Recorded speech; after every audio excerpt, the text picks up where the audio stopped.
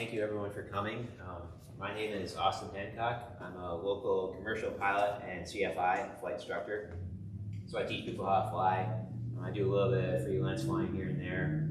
Currently just building up my hours so I can eventually go on to fly for an airline or a charter or something. I also do a little bit of warbird flying, so historic aircraft. And then I do a little bit of history work as well. I work with museums. A museum down in Geneseo called the National Warplane Museum. I work there as their curator and do some stuff there as well. So I'm a little bit all over, but I'm here tonight to talk to you about the Tuskegee Airmen, and more specifically a local connection that we have to the Tuskegee over in Rochester. So without further ado, I'll get started. So the story of the Tuskegee Airmen starts in a little bit before World War II. On December 7th of 1941, the United States was attacked by the Japanese at Pearl Harbor, a date which would live in infamy as it goes on, as the saying goes.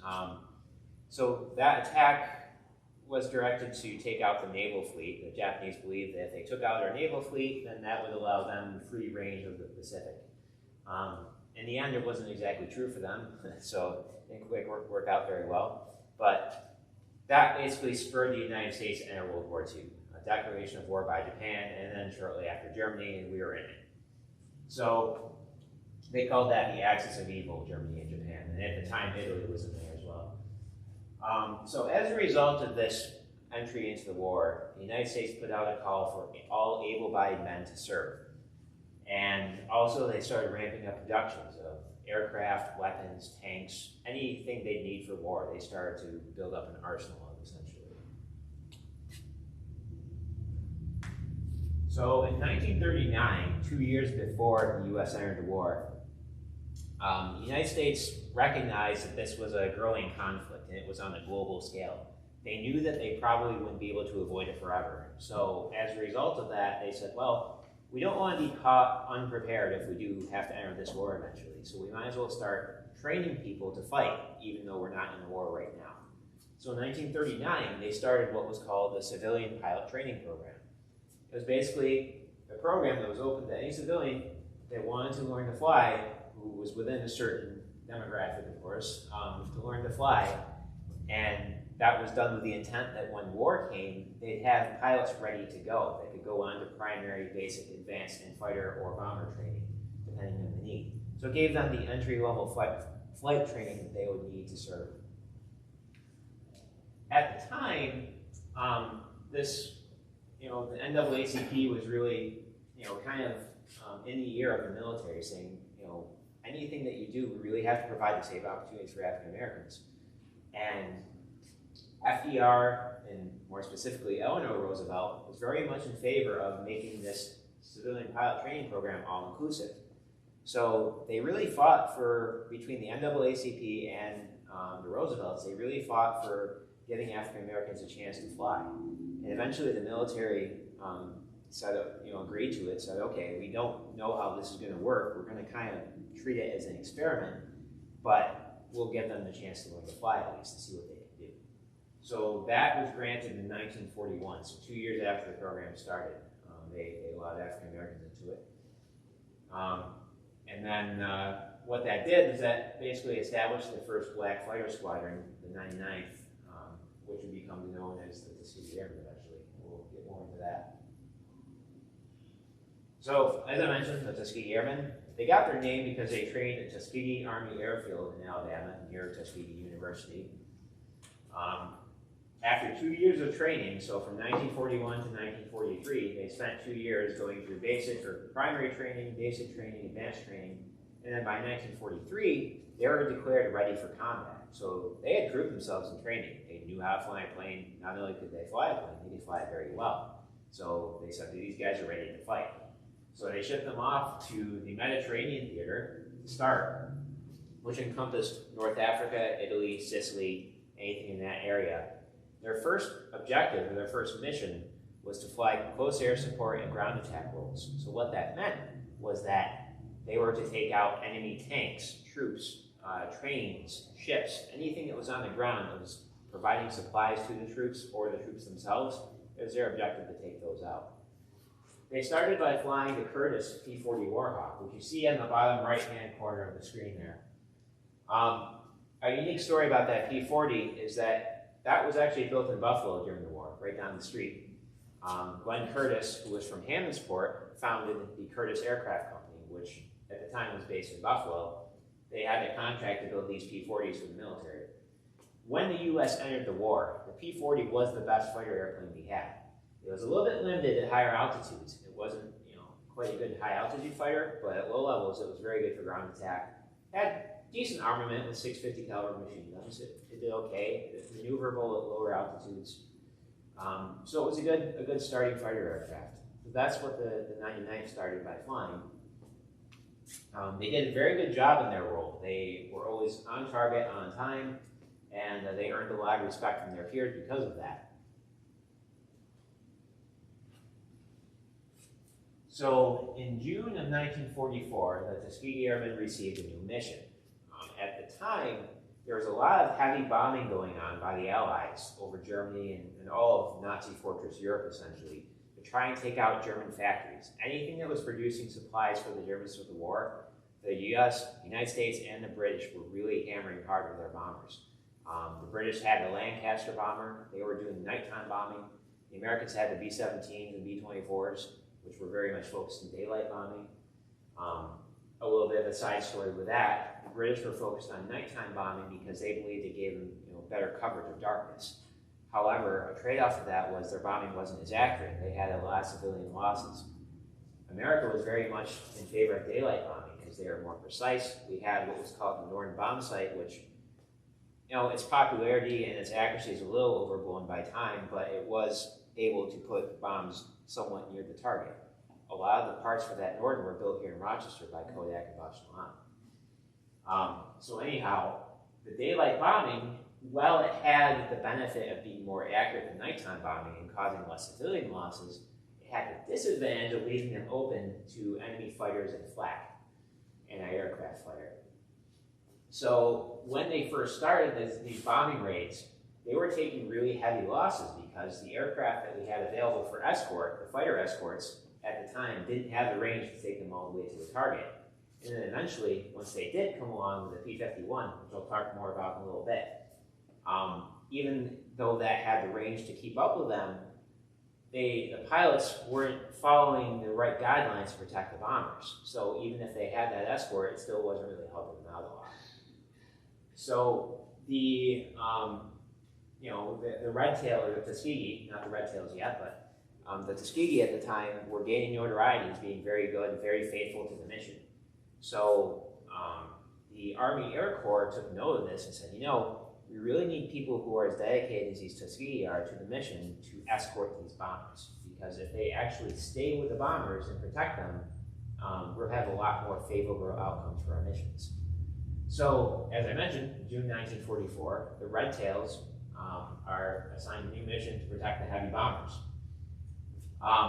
The 332nd Fighter Group was established. Within that 332nd was 301st, the 302nd, the 100th, and the 99th, so it all came under one.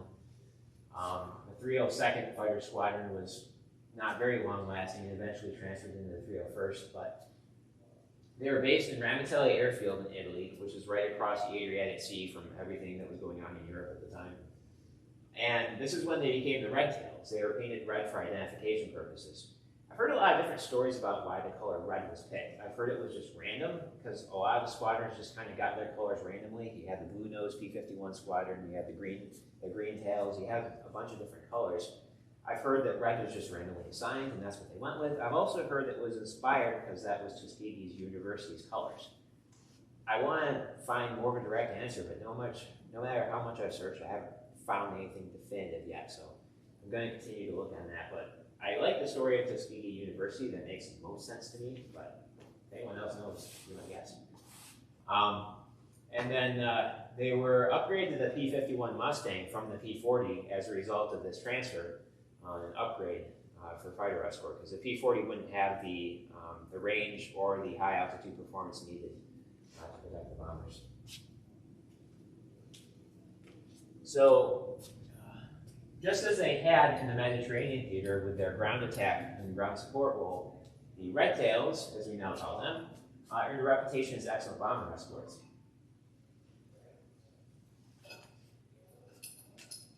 The reason that they got this reputation was because they actually stayed with the bombers. You know, previously, other squadrons that were protecting the B-17s and the B-24s, if they saw like one small German fighter way out 15, 20 miles away, the whole squadron of Mustangs would go and chase them.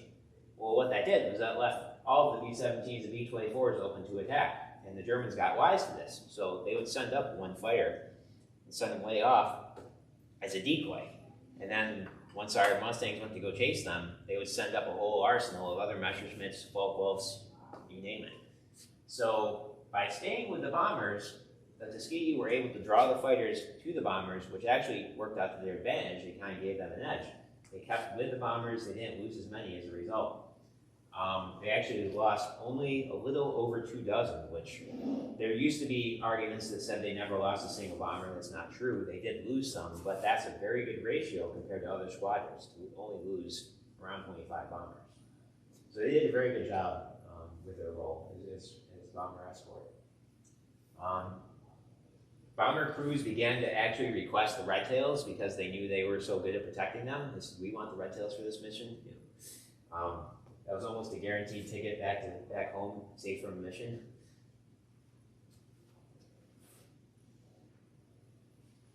So a few stats for the Tuskegee. They flew over 15,000 sorties on over 1,500 missions within a 2-year span, from 43 to 45. They destroyed over 250 German aircraft between what they took out on the ground in their fighter sweeps and then also in dogfights up above. Nearly 1,000 rail cars and transport vehicles. For losses, they took out 66 Tuskegee Red Tails were lost or killed in action, and then another 32 were captured as POWs. And in 2007, the President of the United States awarded the Congressional Gold Medal to over 300 Tuskegee Airmen who had served. So 62 years after, 62 years after, they finally kind of got a little bit of recognition. So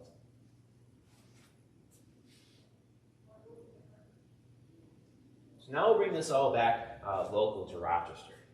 So the gentleman you see on the screen there, his name was Leland H. Hedges Pennington. His nickname was Sticky, or Sticks, either or, I've heard it both. He was born in 1922 in Virginia. And his parents got divorced, and I guess times weren't so good down there, so he moved up here to Rochester to live with his aunt and uncle. How many of you have heard of Eastman Kodak? Yeah. So, used to be, well, they still exist, but they used to produce a lot of photography equipment, film, cameras, things of that nature. So George Eastman is the gentleman who founded that. He's obviously from Rochester. If you've ever been to the Eastman house, that's his house that he built where he lived. Well, Leland Pennington's uncle, who he came to live with, his name was Solomon Young. He was actually George Eastman's valet. So Pennington spent a lot of time at the Eastman house growing up, which I thought was kind of a unique story. He lived on Alma Place, which is still, the street still exists today. The house he grew up in no longer stands. It's now an apartment complex, but the street is still there. It's off of Blossom Road in Rochester. He attended Monroe High School. While there, he was a scholar athlete, so he played football, he played basketball, he was on the track team, he was president of the boxing club. He was very active, involved, all those things. He was also part of the school's aviation studies club. So at the time, in the 1930s and 40s, aviation was really a growing trend. And as I mentioned before, that civilian pilot training program, that even trickled down to high schools. The military was kind of reaching out to high schools saying, if you start up some kind of aviation studies club or flight club after school, you know, we can work with you to help develop a program so people can start taking flying lessons. That way we'll have young guys ready to fight if that time comes. So Monroe High School, where he went, was part of this. They had an aviation club. He was a part of it. He got his nickname Sticky because he liked to play the drums. So drumsticks, I guess. Which makes sense. These are just a couple photos of him on the left. That's him on the basketball team under the arrow, and then on the right instead of playing football, he's a guy being tackled. The guy tackling him there, number 10, we're actually going to learn a little bit more about in a few slides. That was his best friend from a rival high school.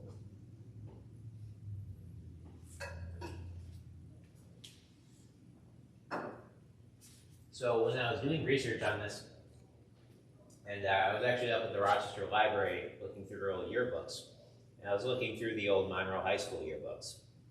And this actually jumped out the page at me. It's actually a poem that Leland Pennington wrote when he was in the Aviation Studies Club. And he called it God Was My Co-Pilot, which was actually a popular book at the time as well. But I checked, he didn't copy this from it. It's his own work, but it just happened to be named after the same thing.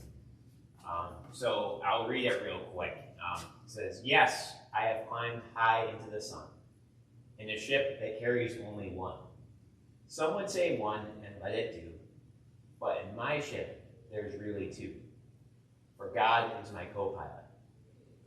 As you climb higher into the blue, God looks down and smiles at you. He guides the controls of my valiant ship and keeps me cool lest I should slip, for God is my co-pilot. It brings tears to hear a pilot cry. I'm earthbound no longer. I am in the sky. I have no fear of getting back with him whispering at my back, for God is my co-pilot. I wouldn't trade my plane for all earthly things, as I ride close to him on silver wings. So I'll go up high, high as I can, where he can lead me by the hand, for God is my co-pilot." So he wrote that his senior year in 1942.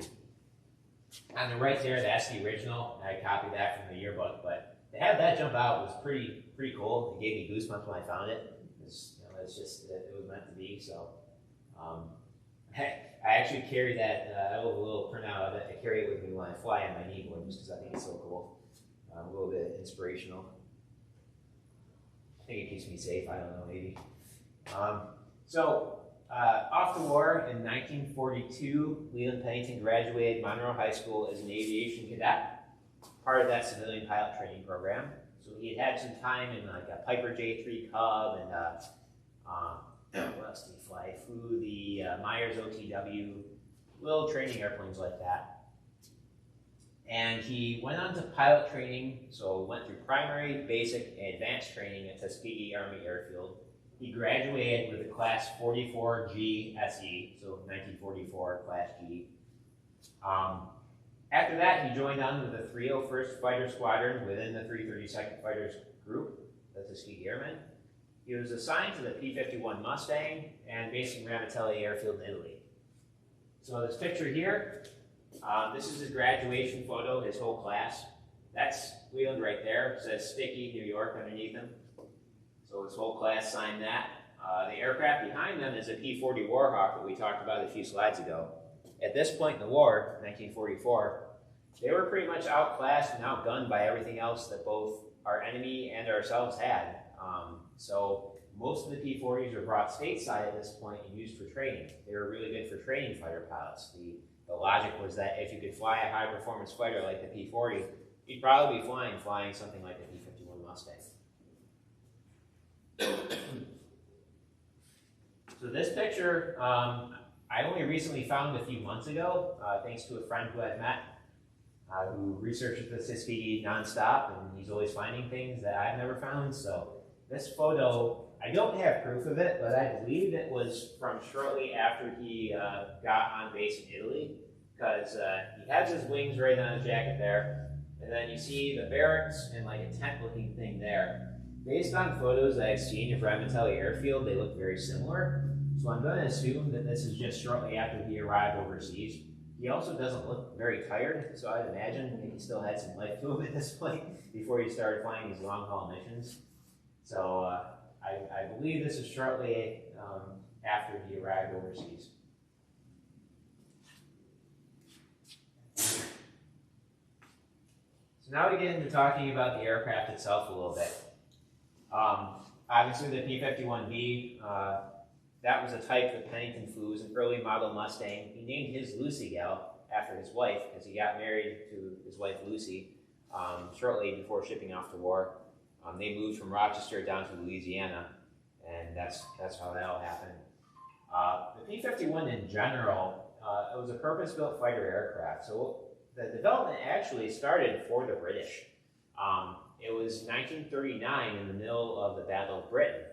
And obviously Britain was getting hit really hard from the Germans during the Battle of Britain. They were coming and they were bombing London and all these cities overnight and during the day, and it was just relentless.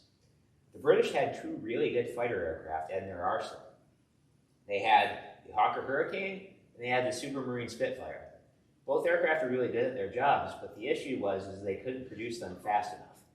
So the British came to the Americans saying, we really need help. Can you design and develop a new fighter that's good at low and high altitudes, does a good job overall, something that's durable, and something that you can help produce for us, because we're getting hammered right now and we don't have the resources right now.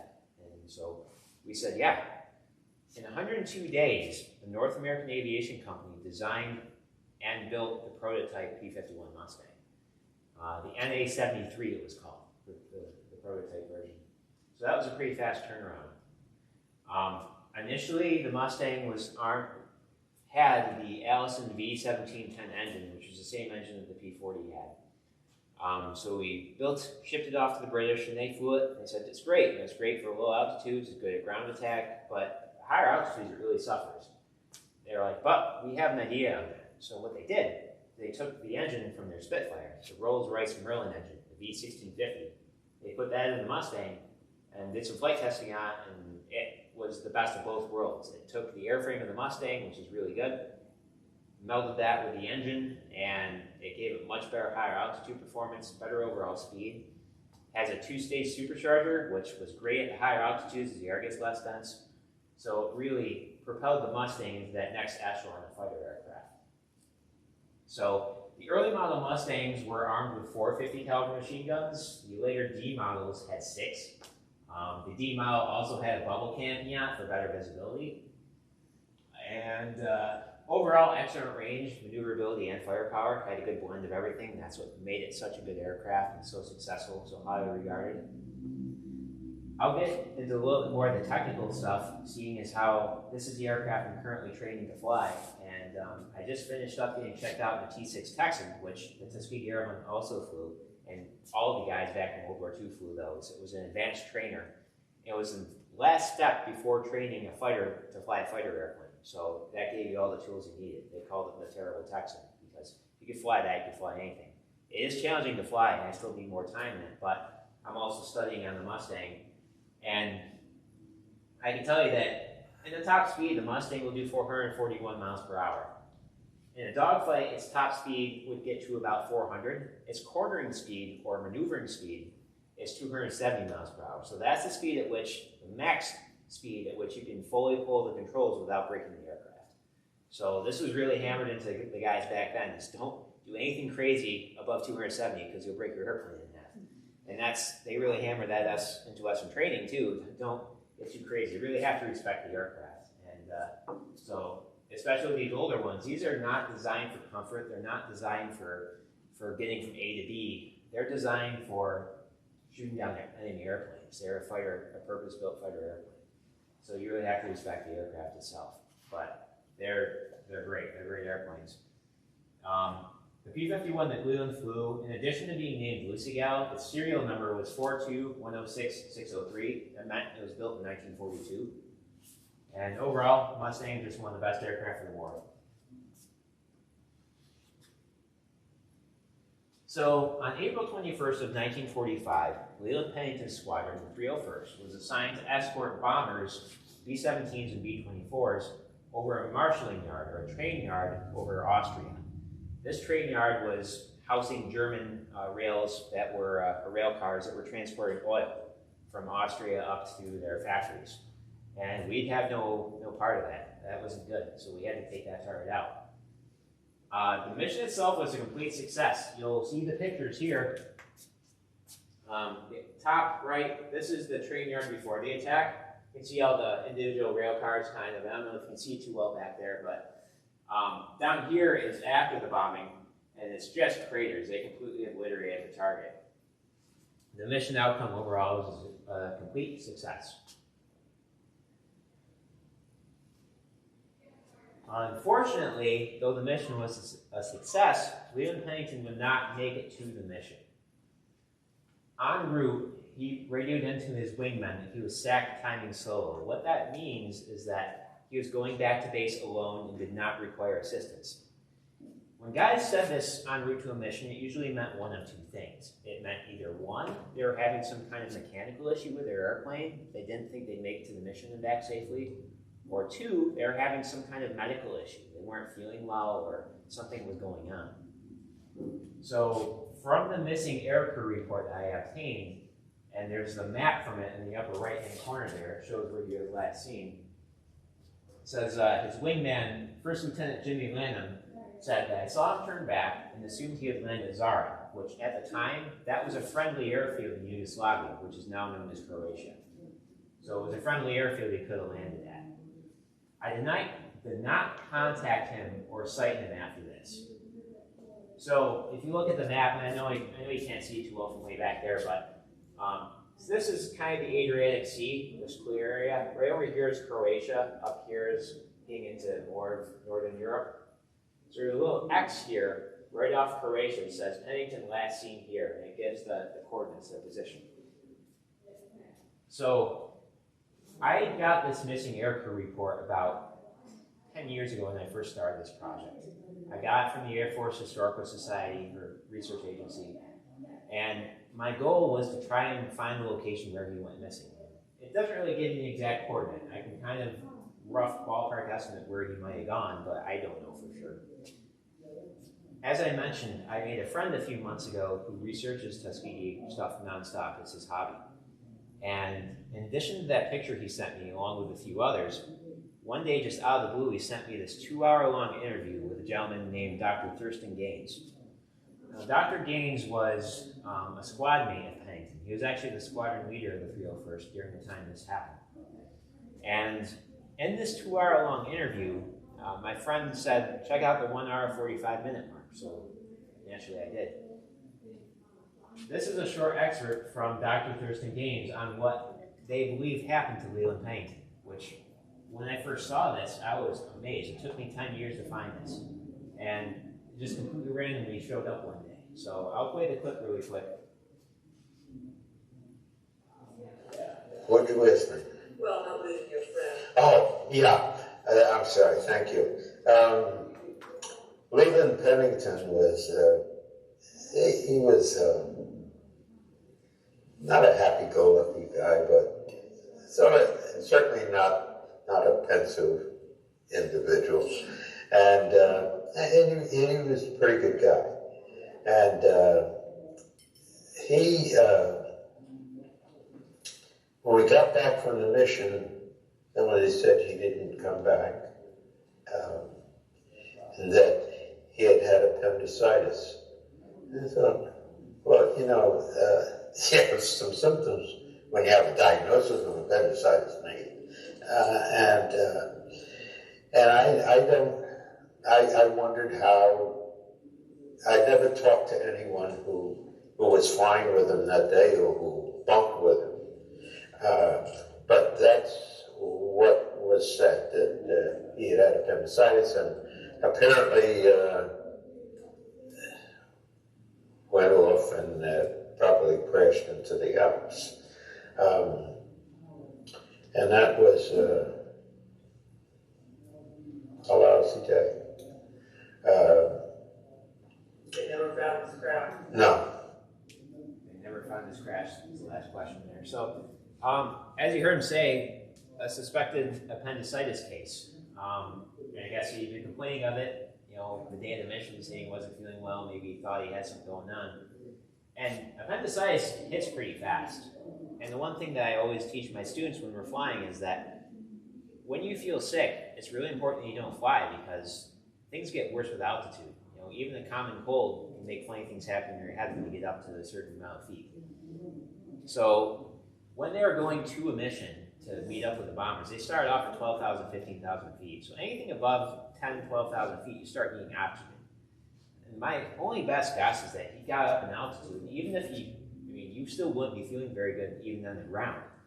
I can't imagine what he was feeling when he got to that altitude. It would make sense that he would have to split off fast if he started not feeling well. It can be instantaneous if something could go wrong. So he mentioned in the video that he thought, or that they thought, he might have gone off and crashed into the Alps somewhere. I mean, it's possible. That's quite a haul from where he was last seen. Croatia's down here. The Alps are way up there. And I doubt that, I mean, the Mustang, first of all, even with full fuel, I don't know if it would have stayed flying that long and then taken the glide range that far.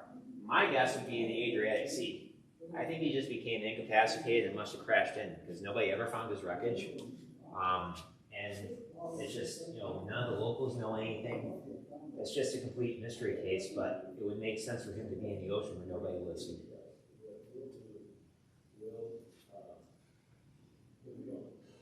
What'd you list? So, Flight Officer Leland Pennington was awarded the Air Medal, the Purple Heart, and the Congressional Gold Medal as a result of his actions in the war and his service. There's another picture of him on the right. That's during his training process.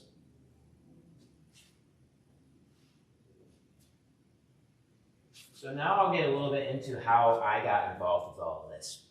As I mentioned, I have volunteered with the National War Museum in Geneseo. I actually grew up down there. My father used to volunteer before I was even born, so I had my first visit there at a few weeks old, and when he'd volunteer, he'd take me down in a stroller and he'd push me around while he gave tours.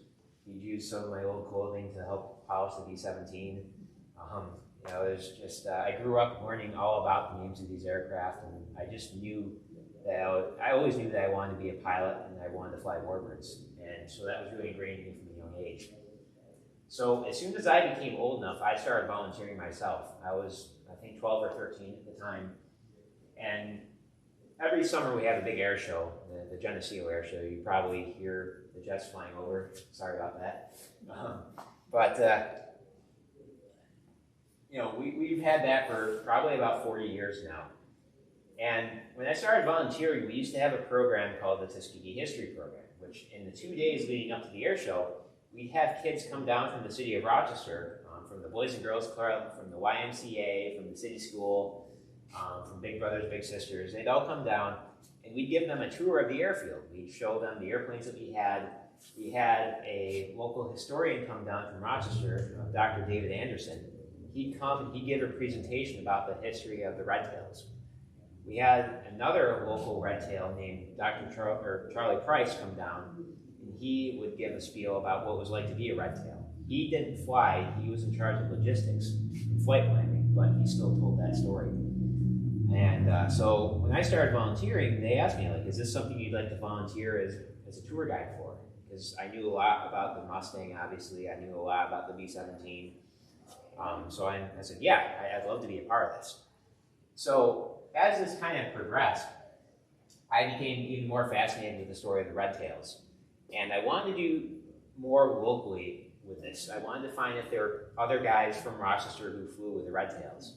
So I began doing research, and that's how I found Leland Pennington's name. I just went down the roster, I saw Leland Pennington, Rochester, New York, P-51, and that piqued my interest. So I searched his name, and I found an article that was written about him in the St. Louis Times, of all places. What was going on, I guess, was the St. Louis Times was doing a feature for Black History Month of all the just random Tuskegee Airmen who were shot down or went missing in action. And he was one of the people they highlighted. So I wrote out to the person who wrote this article, and I'm like, how did you get this information about him, or any of his relatives still living? I'm from where he's from, and I'd like to know more. So she wrote back to me, and she said, yeah, I got all this information from his cousin, who actually still lives in Rochester, where you live. So she connected us, and about a week later, we met up. And we actually met at the museum, and I gave him a tour. And we've been best friends ever since. So that's how this whole thing got started, and we've made this connection, and the project has just grown ever since. It's been about 10 or 12 years now, and it's just really taken off, so to speak. So it's been great. So these are his cousins from Rochester in the upper right. This is Al Fields, that's Bernadine Lutz, and that's Fred Lutz. So three of his cousins are still surviving. That picture was taken back in 2016 at our museum. We actually had a ceremony to accept Leland's Congressional Gold Medal. It was awarded in 2007, but the paperwork had never been filed to receive the medal. So we got together and we filed all that paperwork, and then we had a little ceremony at our museum to accept it. So the family guys, it was a really cool event. It was a really special time. We actually had a few of the original Tuskegee come and be part of it, who have since left us, but it was really perfect timing for it.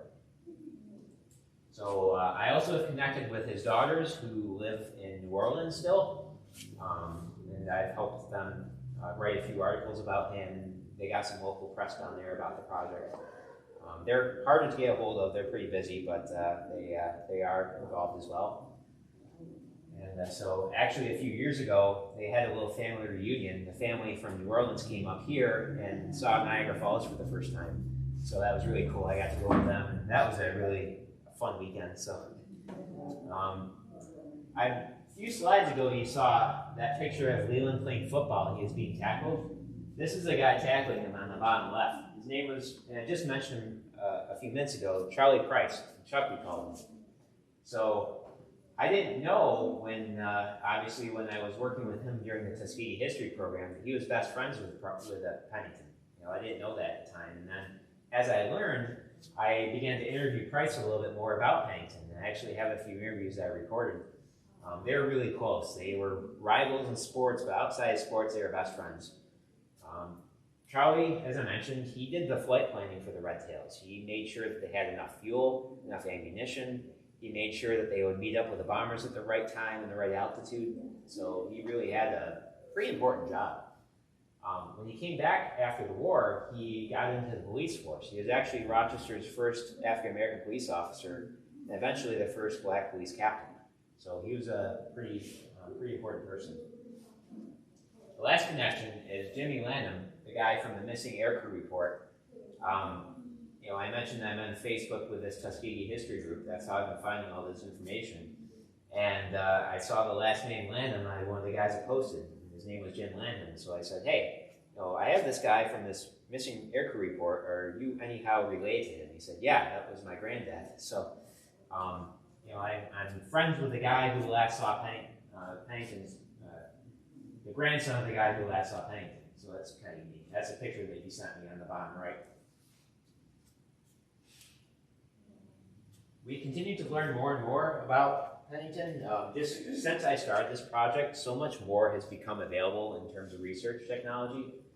I mentioned my friend Craig, who sent me these pictures in that interview, and he actually spurred me to do a little bit more digging. When I first started this, I had reached out to the National Archives because I wanted to get Pennington's flight logs, his logbook. And when I did that at the time, I was told that they weren't available because they were lost in the fire in the 1970s and that they just weren't in existence anymore. So I just kind of accepted that answer. I'm like, well, it sucks, but okay, whatever. Well, my friend Craig a few months ago said, that isn't true for all of the Tuskegee. He says most of the Tuskegee archives are kept in St. Louis. So if you want to see if they're still available, you really should write to the St. Louis branch. Well, apparently these branches don't talk to each other. So I wrote to the St. Louis branch, and within a couple weeks, I had all of Pennington's flight logs on my computer in PDF format. So this picture is from March of 1945, so 80 years ago, exactly. Shows all the flights he had in the Mustang. So you can actually see today's flight, March 4th of 1945. He's flying a P-51B model, not his, it was a different, it was a 7NA. It was a 5-hour-long mission. So I actually did the research, and I went through the Tuskegee's mission logs, and I found how long those missions took to fly. I lined up the flight times with his logs. I was able to find where he was on what day, and made a whole spreadsheet of it. So, for example, 80 years ago today, March 4th, he flew an escort mission of B-24s over Graz, Austria. They lost one B-24 on this day. It was actually shot down. It was last seen spiraling. I think the report says that 5 or 6 parachutes were seen coming from it. So not everyone made it out. But the bombing mission itself was a success. It was a 5-hour-long mission. So it's kind of something to think about, that on this day, 80 years ago, to this day, that happened, and he was flying. It kind of gives you chills a little bit. So, as I mentioned, I continue to learn more, and the project just keeps going on. So the mission is to continue to tell the story of Leland Pennington, the Tuskegee Airmen, not only to tell the story, but also to keep the story flying. What do I mean by that? What I mean is that I want to create a P-51 replica, original spec, completely full scale, airworthy, using the original engine. I want to create this replica to keep flying as a tribute to Pennington and the Tuskegee. Because I think that, history is great. You can talk about things all day long, you can teach all day long, but until you actually can get up, you can touch, you can feel, you can sit in it, you can see the airplane flying, that's what really resonates with people. That's what really tells the story, and that's what makes that connection. So that's my goal, is to create this replica. This picture here is of Leland Pennington on the left, and then we don't know who the guy on the right is yet. We're continuing to research that. The Mustang itself, we have a name. This was a hand-me-down Mustang from Lieutenant Nesbitt. So we're trying to track down if that might be Lucy Gal before it got its paint job. It'd be Lucy Gal, because it was Lucy Gal was a hand-me-down Mustang. The aircraft records I have show that. So it came from another squadron before it got repainted. So we're trying to research to see if there was ever a Nesbitt that flew this Mustang that I have the records for. And if it is, we'll know that that's Lucy Gal in the picture. So something to think about, but hopefully it is. So as I mentioned, an airworthy P-51 replica. This has been done before. I have friends in the warbird industry who have been part of projects of building Mustangs from the ground up using nothing but the original technical drawings. The original drawings are all online in high definition from a company called Aircorps Aviation, Aircorps Library. You can get every parts document that you need. You just have to create it to a 3D model and then build it. We want to fly at air shows and fly-ins and do Young Eagles rides with it through the EAA. That gives every kid their first airplane ride. And just tell this story as much as we can. This is a rendering of what Lucy Gal might look like. This was done about 12 years ago, and I know it's not accurate. I don't know the fuselage number, so I'm probably going to leave that. Lucy Gal, that probably would have been a script rather than just a block font, because they like to get kind of fancy with it. But the colors are accurate. That's what the color scheme would have been.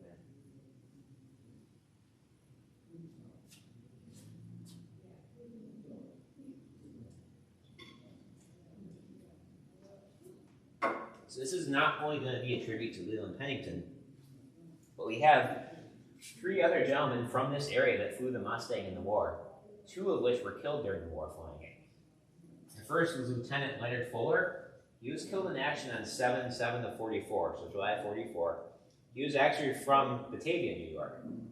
He was flying his P-51 Merc II when he was hit by a German flak, and he lost control of the airplane and he crashed into the ground. My friend Donna, who lives in Batavia, she has a project similar to mine. She does a lot of research on him. She actually had a lot more to go off of. She had all of his letters, the photos he sent home. There weren't as many questions for her as there were for me in my project. So her whole thing is raising awareness of his mission. And we'd like to incorporate him into this project, put his name under the cockpit as well. The other gentleman who I just learned about is Second Lieutenant Gordon H. Root. He was killed in action, killed here actually, back in 43. He was part of the 3rd Ferrying Division. So basically his job was to ferry aircraft all over the country during the war to get closer to the coast so they could take them overseas. He didn't fly in combat, he just transported aircraft. Well, he was flying a P-51B model, much like Pennington's, on November 26th of 43. He was to ferry the airplane from Niagara Falls to Newark, New Jersey. Well, he was from Victor, New York, so obviously he wasn't going to just fly by Rochester and not stop and see family. So he landed at the Rochester airport, got out, had lunch with his family or something like that. He got in the airplane, he took off, he did a barrel roll over the airfield, and he headed towards New Jersey. Well, something happened with his tail. A piece of the tail fell off. He lost control of the airplane, and he crashed just south of Crittenden Road in Rochester. Parts of his airplane were found near the golf course, Genesee Valley Golf Course. So we'd like to make this partly a tribute to him. I'm trying to learn more and find exactly where that crash site is, but that is a thing that happened. I just learned about it a month ago. The last gentleman we want to honor is Elmer Pancratz. He is still with us. He's 102 years old. He lives up in Penfield. He flew 43 missions of tactical reconnaissance. So they had some Mustangs that were equipped with special cameras in the fuselage and in the wings. And they take out 2 of the machine guns, so you only have 4 guns, but you have 2 cameras on the wings, 2 on the sides. They fly at really high speed, low altitude over enemy targets. They take pictures of them. They fly back to base, give them the coordinates and the pictures, and say, here's where you need to aim your artillery. Here's where the guys are hiding at. So he flew 43 missions of that, and he lived to tell about it. This picture is him on the bottom right there. That's at our air show this past 2024 air show. He came and he got to sit in the Mustang for the first time since World War II. So I just met up with him about a month ago for coffee, and we talked and just went through his stories and gave me some Mustang flying tips. And he's going to come to our air show again this summer. We're actually going to fly him in the Mustang, so it should be pretty cool. He said that's what's keeping him going. So we're going to incorporate all of these guys into the paint scheme of our Mustang, most likely putting their names into their cockpit underneath Penningtons. Make it a flying tribute. So my personal mission is to keep these stories flying, using my skills as a pilot and a public historian to do as much as I can. I look forward to the day where I can take this thing to air shows and really just show it off and get people inspired by it. It's not just about telling the story, it's about inspiring others to keep the stories alive as well. So that's what I'm going to do. Still got some time to go, but it'll happen eventually. So that picture is myself and my little brother about 10 years ago at our air show. That's another red-tailed Mustang that's owned by the Commander of Air Force. They have a similar mission to ours. Theirs is more nationally focused. Ours is more local, but it proves that this can be done, and they're a great model for us to follow. It's really inspirational. So that's my contact information for anyone that wants to learn more or has any thoughts on anything and wants to get in touch with me, feel free. Thank you very much for coming out and for taking your time out of your day to listen to the story, and I really appreciate it. Thank you. That's fascinating. I have a silly question. Sure. It's so silly, but when they painted, like when he painted Lucy Gal, or when that was painted on her, who actually did that? Did he paint it, or did they have teams? A lot of the time it was a crew chief, like whoever the mechanic was for the airplane would paint it. Sometimes it was the pilots if they had artistic skills, but most likely it was a mechanic or someone who was working on the mechanics of the airplane because they had access to the paint, and they also had a little bit of free time too to get creative. So that's why I've heard is most of it was a crew chief, but yeah. I love the detail. Your passion is so inspiring. Thank you. That's just something, it really grabbed me. I mean, everyone's got some kind of passion project in their life, something that just reaches out to them, and this was mine. It was pretty obvious at the time. It was like, this is something I needed to do. So I was lucky to be able to find it. Regarding when you mentioned recreating the plane, like being able to access all of the 3D models for the parts, how do you recreate the parts after that? Are they 3D printed using like a special type of 3D printer, or do you create them by hand, or do you order the parts from a specialist? It depends on the part. A lot of the aluminum parts, like the ribs and the stringers and the longerons for the controls and the wings and all that, I mean, that's stuff that you can, use like a press to make, or you can, use sheet metal tools to make. Then there's other parts that are harder, like the castings, like the landing gear legs. That's something that ideally you can find them, new old stock somewhere, if somebody is using them.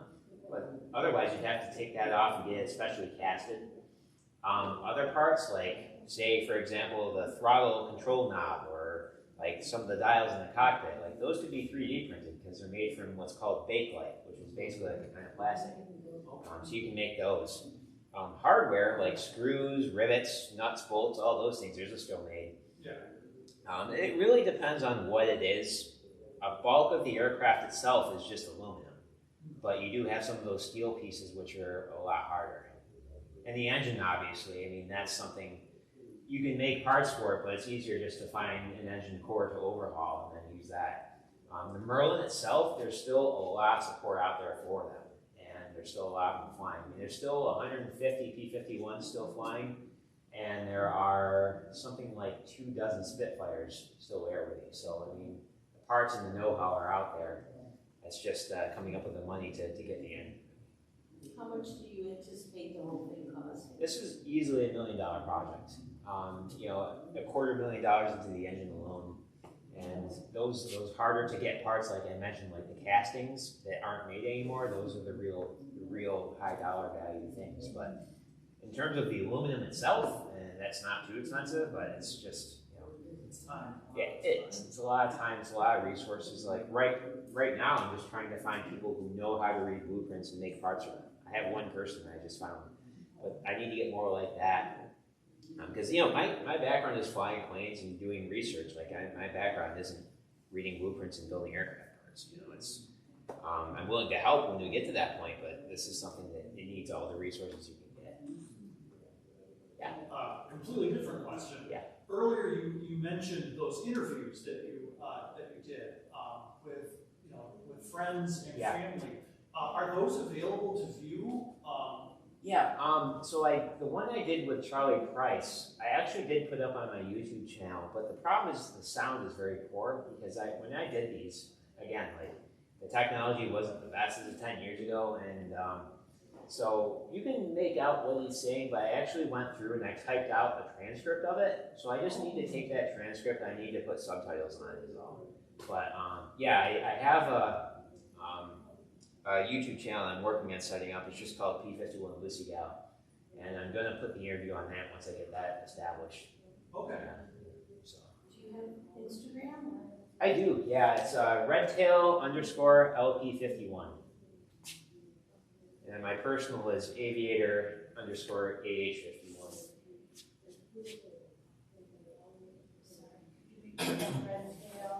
Yeah, redtail_LP51, like Leland Pennington 51. And then my personal is aviator_AH51 for Austin Hancock.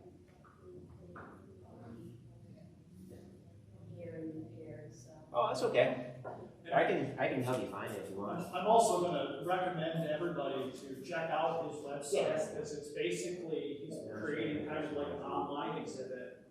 And that's partially how I found out about it.